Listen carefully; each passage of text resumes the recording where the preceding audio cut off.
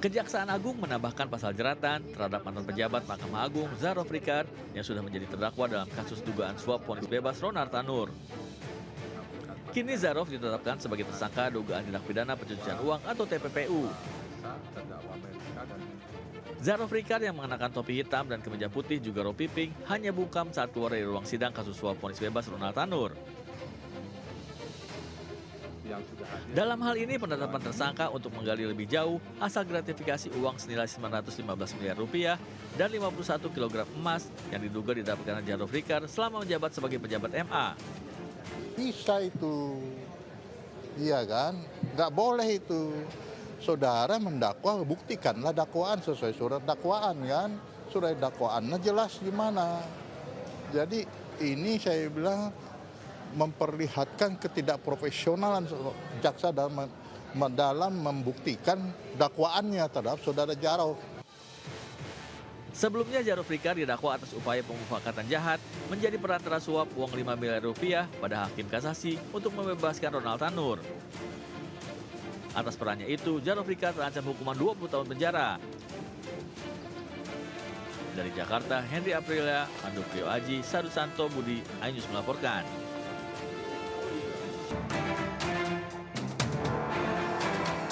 Penyidik Polres Metro Jakarta Pusat Senin siang memanggil pelapor Roy Suryo CS atas tuduhan membuat kegaduhan terkait ijazah Jokowi. Para pelapor yang merupakan organisasi relawan Jokowi dan kelompok pemuda Patriot Nusantara dijadwalkan menjalani pemeriksaan oleh penyidik.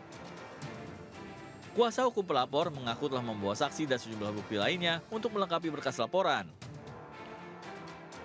Kuasa hukum pelapor membantah ketika ditanya jika laporan dilayangkan kliennya kepada mantan Menpora RI SBY, Roy Suryo CS atas perintah Jokowi. Menurutnya laporan murni dilakukan atas dasar inisiatif sebagai warga negara yang menginginkan ketenangan. Laporan kami dugaan penghasutan yang telah dilakukan oleh 4 orang yang selama ini teman-teman ketahui. Dan harapan kami juga agar kasus ini cepat kelar, sehingga ketertiban di masyarakat dapat terwujud dan masyarakat juga terlindungi dari dugaan tindak pidana penghasutan yang dapat merugikan masyarakat. 23 April 2025 lalu, organ relawan Jokowi dan kelompok pemuda Patriot Nusantara melaporkan Roy Suryo, RSN, RF dan TT ke Polres Metro Jakarta Pusat. Roy Suryo CS dilaporkan atas pasal 160 KUHP tentang tindak pidana penghasutan di muka umum yang menyebabkan kegaduhan di masyarakat. Dari Jakarta Pusat, Rani Sanjaya, iNews melaporkan.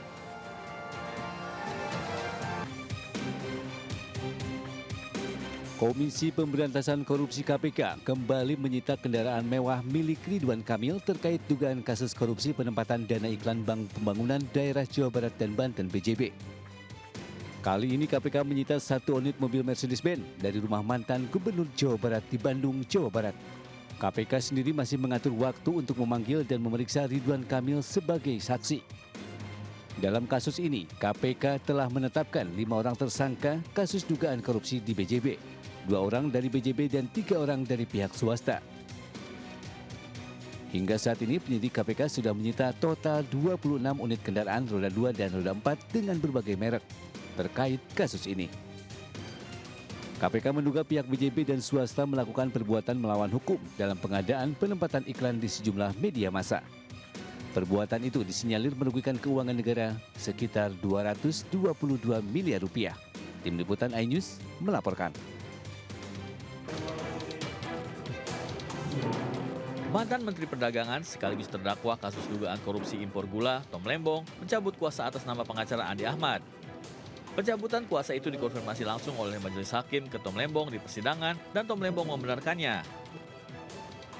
Ditemui saat skor sidang, Tom mengatakan pencabutan kuasa hukum merupakan hal biasa.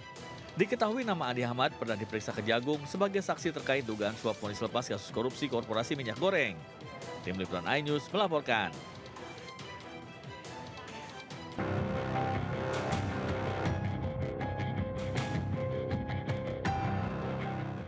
Polisi Sukta melakukan pemanggilan Jonathan Fritzi terkait dugaan tindak pidana penyalahgunaan narkoba jenis etomidate. Dalam kasus dugaan pelanggaran Undang-Undang Kesehatan ini, pihak kepolisian telah mengamankan 3 orang, masing-masing berinisial BTR dan EDS, serta seorang wanita berinisial ER.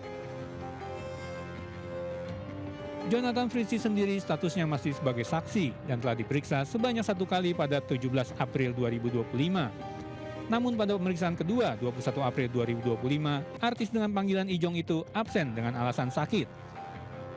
Ijong sendiri diduga terlibat kasus dugaan pengadaan produk farmasi tanpa izin berupa vape yang mengandung zat etomidate atau obat keras.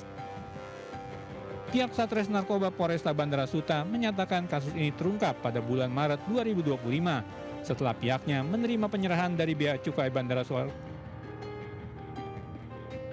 Pihak Satres Narkoba Polresta Bandara Suta menyatakan kasus ini terungkap pada bulan Maret 2025 setelah pihaknya menerima penyerahan dari Bea Cukai Bandara Soekarno-Hatta berupa penumpang yang kedapatan membawa vape mengandung obat keras jenis etomidate. Penyelidikan lanjutan berujung tersangka. Pencarian Kasat Reskrim Polres Teluk Bintuni, Ibtu Tommy Marbun yang hilang mendapat perlawanan dari kelompok kriminal bersenjata atau KKB. Penembakan terjadi di salah satu kamp di pinggiran Sungai Rawara, Distrik Moskana, Kabupaten Teluk Bintuni, Papua Barat. Dalam rombongan tersebut turut pula Ketua Komnas HAM Papua, Fritz Ramande. Kanan, sebelah mana?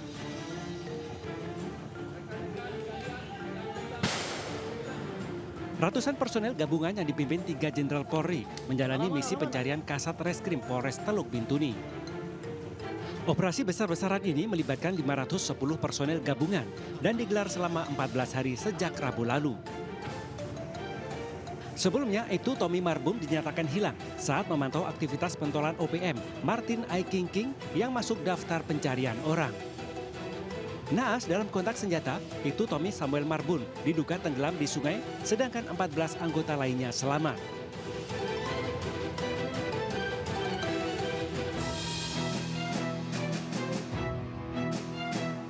Presiden Prabowo Subianto memberikan arahan dalam pertemuan terbuka Danantara di JCC Senayan, Jakarta.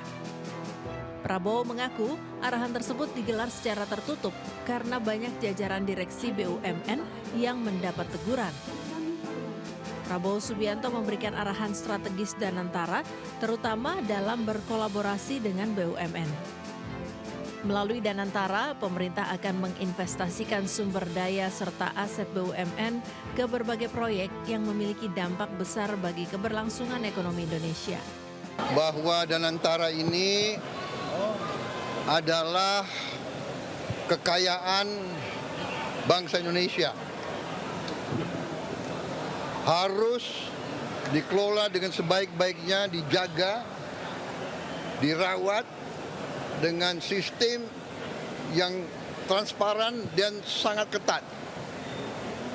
Karena ini adalah kekayaan yang luar biasa dan bisa mendorong kebangkitan kita.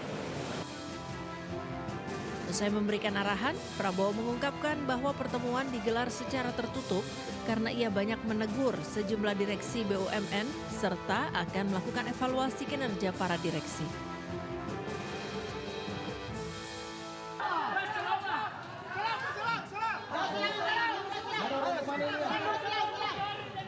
Kepanikan melanda warga di Jalan Satangga, Kecamatan Bontoala, Kota Makassar, Sulawesi Selatan saat amukan si jago merah meluluh lantakkan seluruh rumah warga pada Senin siang.